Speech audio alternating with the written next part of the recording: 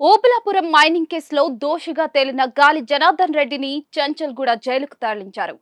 Order copy కోసం ఇప్పటి వరకు 4 ముద్దాయిలను కోర్టులోనే ఉంచారు. ఆర్డర్ కాపీ రావడంతో సిబిఐ కోర్టు నుంచి నేరుగా చంచల్గూడ జైలుకు సిబిఐ అధికారులు తరలించారు. సిబిఐ కోర్టు తీర్పును హైకోర్టులో అప్పీల్ చేస్తామని గాలి జనార్దన్ రెడ్డి తరపు న్యాయవాది మీడియాకు వెల్లడించారు. ఈ కేసులో మంగళవారం నాడు తుది తీర్పు వెల్లడించిన సిబిఐ కోర్టు గాలి జనార్దన్ రెడ్డిని 7 ఏళ్లు జైలు శిక్ష విధించింది.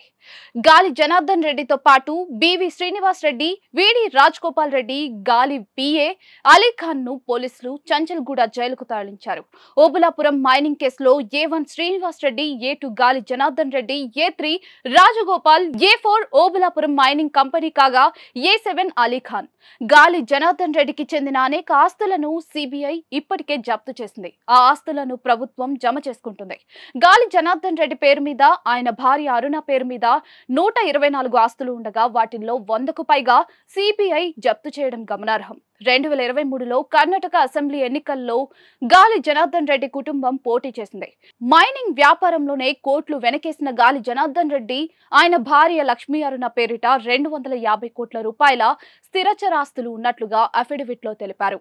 గాలి జనార్దన్ రెడ్డి భార్య అరుణ దగ్గర 84 కిలోల బంగారం, వజ్రాలు, 437 కిలోల వెండి ఉన్నట్లుగా ఎన్నికల సంఘానికి సమర్పించిన అఫిడవిట్ లో గాలి జనార్దన్ రెడ్డి కుటుంబం స్పష్టం చేసింది. గాలి జనార్దన్ రెడ్డి భార్యకు ఎలాంటి అప్పులు లేవని అఫిడవిట్ లో చెప్పుకొచ్చారు.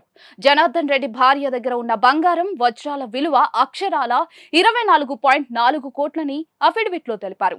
ఏపీలో, తెలంగాణలో గాలి జనార్దన్ రెడ్డి భార్య పేరిట 93 అగ్రికల్చరల్ ప్లాట్స్ ఉన్నాయని అఫిడవిట్ లో పేర్కొన్నారు.